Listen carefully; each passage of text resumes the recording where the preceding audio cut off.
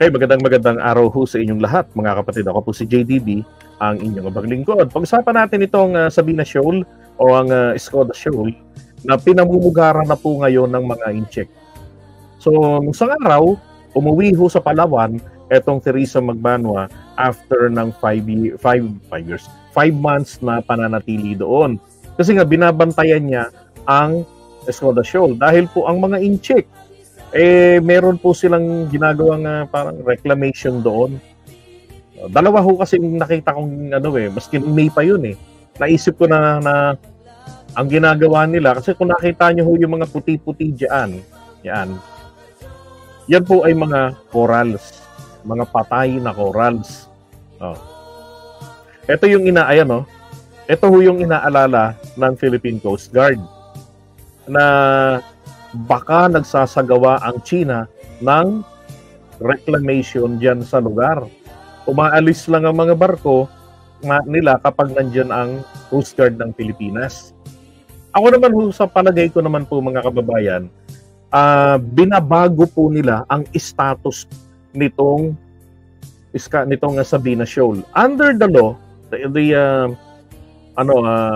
UN clause, yung United Nations Convention on the Law of the Seas, ay tatlo ho ang features. No, yung mga isla na tinatawag, ito po yung may kakayanan na mag-produce ng fresh water, makapal ang lupa, hindi ho yung mukha o yung lupa sa mukha.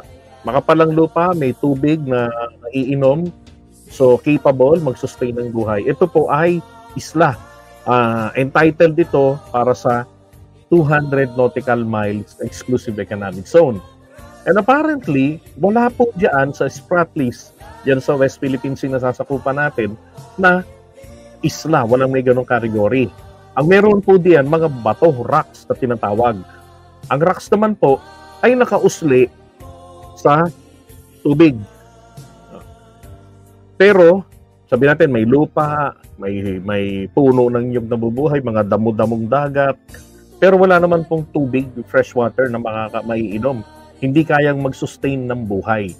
So, ang entitlement lamang po ng mga rocks ay 12 nautical miles. Okay?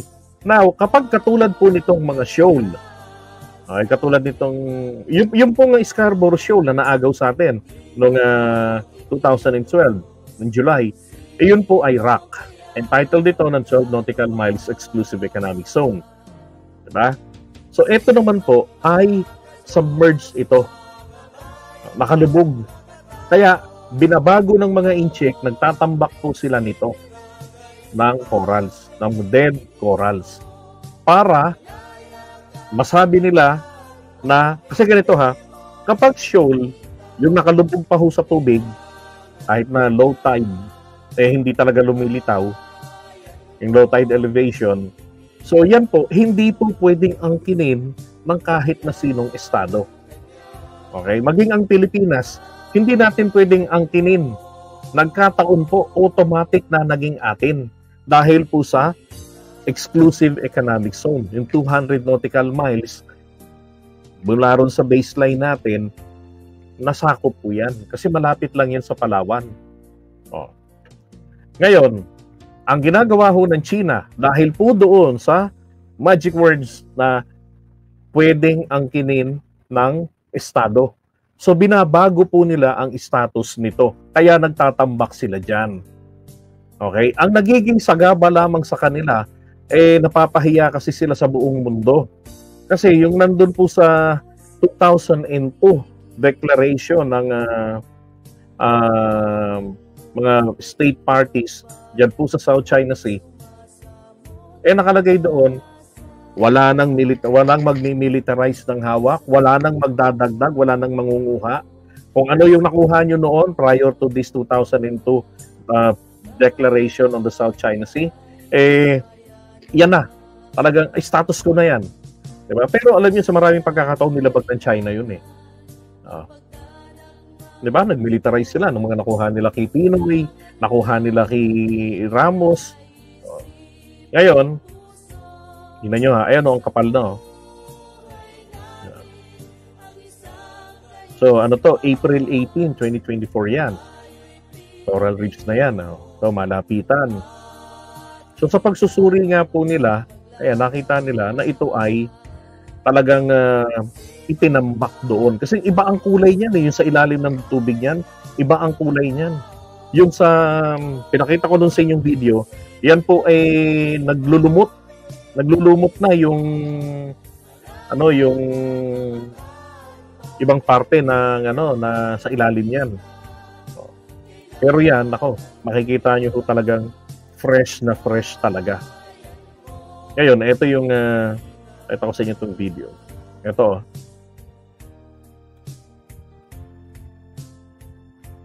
Di ba? Greenish at saka itong kabila maputi pa grayish. So obvious talaga na hindi yan dyan original, kung hindi itinambak lang ng mga inchik dyan. Alam niyo, ako naiintindihan ko naman po yung pinagdaanan ng ating mga taga Coast Guard na nag-stay dyan ng limang buwan. Tignan niyo naman sumasalok po sila ng ulan. So, yan po yung kanilang iniinom pag umuulan. Tapos meron pang isang kuhayan dyan, ang inaano naman nila yung yung tubig galing po doon sa air conditioning. Ayan yung isa yung papasok diyan sa loob. Grabe kakaawa. Ito yung sa aircon. Sinasalok niya, sinifilter na lang. Hindi po sink yan. Diba? Hindi natin alam kung anong pwedeng sakit ang makuha nila. Pero, ang para sa akin naman mga kababayan, dapat na rito, hindi tayo nagtitiwala. Ang nakita kong mali po kasi ritong ginawa ay pag-pull out po ng barko natin na dapat na po talagang umuwi. Diyos ko po, 5 buwan na. Binangga-bangga na ng mga inchik doon. Diba? At nagkakasakit na yung mga tao. Ang sa akin ay dapat mayroong naiwang kapalit. Dapat nga, 2, 3 Yan pong Scarborough Shoal, napakaliit nun. Okay? Ang kaibahan lang nun at saka nito, ang Scarborough Shoal po, isa lang ang bunganga. Kung saan ka pumasok, doon ka rin lalabas. So, ikaw ang may control ng bunganga, kontrolado mong buo. Ito po, yung binabanggit naman po, in fairness ng ating Coast Guard, ay pwede naman tayong bumalik daw dyan anytime. Magre-repositioning lang tayo. Ibig sabihin po, lilipat lang ang barko natin na ipadadala dyan sa ibang parte lang. Kasi napakalawak po nitong Sabina Shoal or Skoda Shoal. Napakalawak nito. Actually, ito yung pinag-iipon-ipunan nila, ginagawa nilang rendezvous kapag magkakaroon ng resupply mission sa Ayungin Shoal. Ng Philippine Navy, yung mga bangka nila na nagkakarga ng supply, and then ang Coast Guard natin na nag-e-escort. Dito sila nagtatagpo-tagpo. Kaya lang, doon sa pinakita ko sa inyo kanina nga na ito. So, ang plano kasi ng China rito, magbakuran na po tayo. Okay? Ang susunod nila dyan, ito. Hanggang sa makuha na nila, magwardyahan na nila tayo, hindi na tayo makakalabas para magsagawa pa tayo ng exploration natin dyan o pangingisdaman lamang dyan po sa West Philippine Sea. Kukunin talaga nila sa atin hanggang doon sa sagad na sinasabi nila na teritoryo po o boundary ng 10 dash line. Ang gulo kasi nila, dating 11, naging 9, naging 10 na naman. At ang alam niyo ba, kapag nagtagumpay silang makuha sa atin yan, mawawalan rin po tayo ng karapatan dito po sa 12 nautical miles. Alam niyo kung bakit? I-insist naman ng mga yan under the UNCLOS, diba? Meron kaming entitlement ng 200 ng 12 nautical miles. O yun. So tayo na mag-overlapping pa sila. Baka sabihin pa nila, amin ang Palawan. Now, ang punto ko rin dito mga kapatid, hindi ako nagtitiwala rito sa mga incheck ng ganun-ganun na lamang. Kasi nasubukan na natin yan noon eh. Di ba? Kaya nyo Ano ba yung naging pangyayari noon nung panahon ni Pinoy?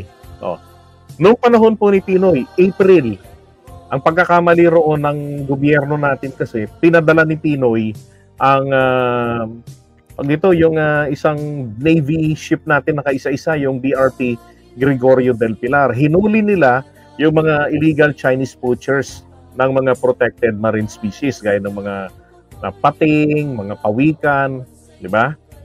Tapos, ang ginawa ng China, nag-impose sila ng sanction sa atin. Yung mga saging natin na ina-export doon, hinigpitan nila, hindi naman nila binan, hinigpitan lang nila yung patakaran nila sa customs. Kailangan, yung quarantine nito, ganyan-ganyan. Nangyari, syempre, yung saging nabulok. So, kung ilang bilyong piso yung nalugi dun sa mga negosyante. Na-incheck, okay, dito sa Pilipinas, mga exporter. Sinisi po nila ang gobyerno ni Pinoy dahil dyan. Na yung kanyang foreign policy sa yung pati mga Taclobo, tama ka dyan, tropang Tagalog, thank you. Yung foreign policy niya sa China, belligerent daw, sumablay. Ngayon, nag-suffer yung mga negosyanteng in-check dito sa Pilipinas. Tapos, ang ginawa pa noon, iba't ibang mga Chinese agency, yung mga turista, so kinancel din po nila yung mga papunta sana sa Pilipinas. So, ang laki hong pera ang nawala sa revenue ng Pilipinas. Ganun ginawa nila. Kaya nga ako sabi ko, hindi ako pabor na iaasa natin turismo, aasa natin ang kita sa mga dayuhan, lalo na doon sa mga may interest sa ating bansa, sa ating teritoryo. Kasi gagamitin nila yan, ang revenue na po-provide nila sa atin, gagamitin nila ito para tayo ay gipitin. So, sinanction tayo roon. Hindi naman din nagpatinag si Pinoy. Diba? Dinimanda niya ang China. At ngayon, yan naman po ang fear ng China. Baka i-demanda rin natin sila. At saka baka po magsadsad na naman tayo ng barko. Ang barko na BRP na Teresa Magbanwa na yan. Bago lang yan, 2022 lang ho yan. Hindi pa tayo bayad sa utang na yan. Sa barko na yan. Hindi po natin itatambayan dyan o pabubulukin dyan. Okay? Kaya sinisira nila, binunggo-bunggo. Gawa yata ng Japan yan eh. Hindi ako sigurado kung saan gawa yung Teresa Magbanwa na yan. Now, di ba, ginawa pa ng Amerika doon, bukod pa yung kay Trillanes eh. Kay Trillanes kasi meron siyang mahigit 16 times o 15 times na backdoor channeling with the US, with China, yung mga role. Kaya lang, ang kabilin-bilinan niya, wag yung papaalisin ang mga barko ng Pilipinas. Kahit na dalawa lang yun.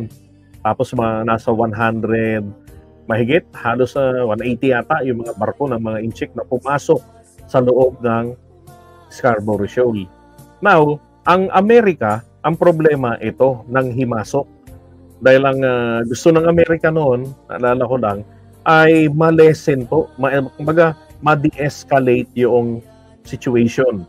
Okay? Ngayon, nagkaroon dyan ng kasunduan, sabi, na ang mga barko ng Pilipinas at ng China ay parehong aalis, parehong lalabas doon. Diba? Ngayon, ang nangyari po nito, ang Pilipinas lamang ang umalis. Kasi ito rin yung dahilan, masama ang panahon. Totoo naman po ngayon sama ng panahon, diba? Doon sa kaya lang hindi naman sakto doon sa lugar nila sa Escoda Shoal.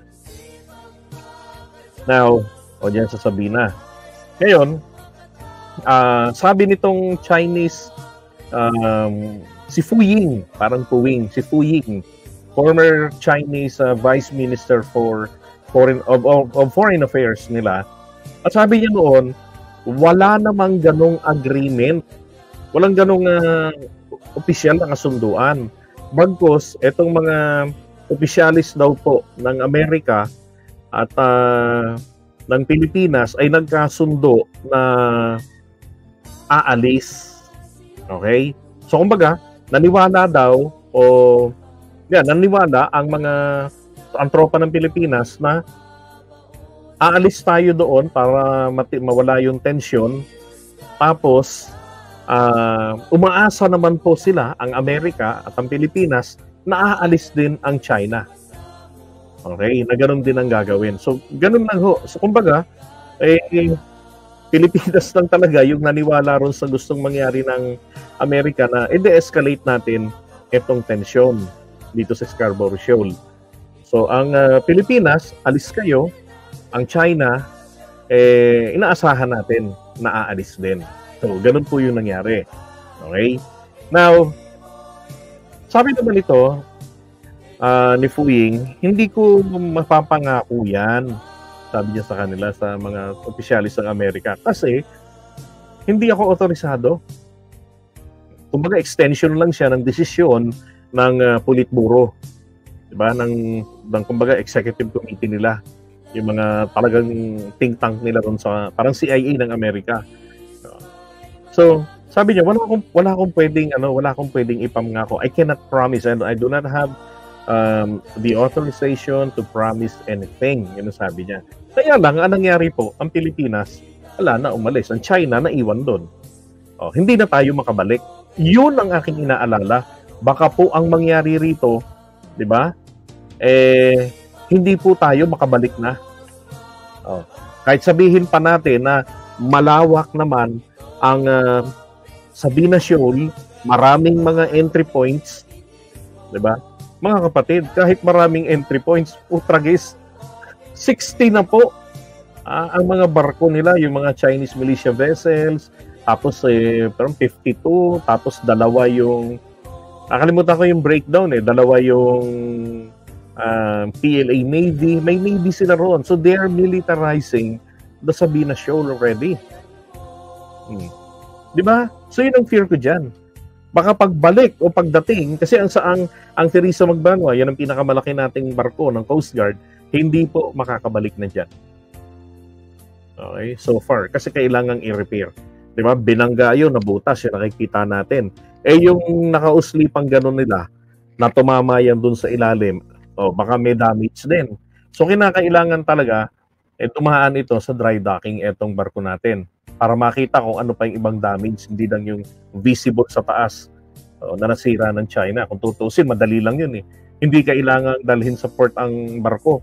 Pwedeng weldingin na lang, di ba? I-acetylene. I-welding nila. Kaya lang, maraming kailangan tignan. So may papalit diyan. Sana hindi maharang, di ba? At sana damihan natin at tanggapin po natin ang ino-offer. Hindi ho ba, Veronica, Malu, Mami Pierre, Chris, diba? Dapat tanggapin natin yung ino-offer ng ibang bansa na samahan namin kayo, escorta namin kayo sa inyong pagpapatrolya. Dapat ganun. Iisip po natin yan. Tayo ho ang may exclusive na karapatan dyan na makinabang sa yaman yan. Tapos, welcome po yan sa lahat para madaanan. Merong freedom of navigation dyan. So, walang pwedeng bumawal sa atin. Ang China ay claimant lang din. Ang kaibahan lang ng claim nila, mas matapang, kumbaga sa langgam, pulang langgam yan. Kasi kiniklaim nila yan as part of the territory. Whereas tayo naman, kiniklaim natin yan bilang bahagi lang ng exclusive economic zone na kung saan may tinatawag na limited jurisdiction. Okay? Na hindi natin ito pwedeng ipatupad dyan. Ang mga batas natin sa lupa, papatupad lang natin dyan ay yung nasa UNCLOS. Hanggang ganun lang. Diba? Kaya lang, medyo nag-aalala ko talaga. Siyempre ayoko mapahiya ang Pangulo natin. Sinabi kaya ni PBBM, not a square inch of the territory we lose. Diba? Walang mawawala. Isang pulgada, kwadrado man ng teritoryo natin. Ano ho bang alam nyo, ang New Maritime Council natin, di ba, na binuo ni PBBM ng April. Alam nyo naman ang mga yon, loko-loko yung mga tao doon. Sipin nyo ha, yung may naputulan ng daliri, anong ginawa nila? Nagtaka rin ako ron, bakit ninyo binago ang sistema na wala ng Coast Guard, purely militarized active action na yung ginawa ninyo na mag-resupply sa BRP Sierra Madre para magkagulo. 'Di ba? O ayun, nilusob tuloy sila. Coast Guard lang kalaban nila.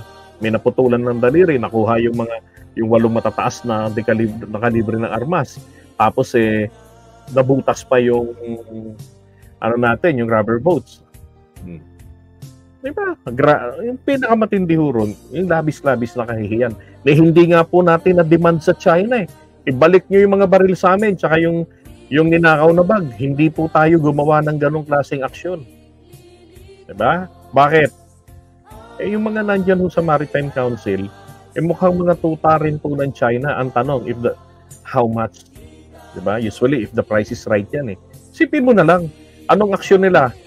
Ha? Ginawa nila, nilihim sa presidente yata na may naputulan ng daliri, imbis na ang Pangulo ang magbigay ng medalya ron sa tao, sa mga napinsala, si General Bronner. Kaya nga di ba pinuna ko, sabi ko may mali. Sa galit pa nga iba sa inyo eh. Pinangungunahan ko raw ang Pangulo. Hindi, sinasabi ko yung tama. Dahil mukhang delikado yung ginagawa ng mga tauhan niya. Di ba? Baka yung Pangulo natin, pinaiikot na lang nila. Dahil sobrang tiwala sa kanila. Alam naman po ni PBBM ang nangyari sa tatay niya. Sinabi niya na yun ang failure ng tatay niya at hindi mangyayari sa kanya. Madali hong sabihin yun.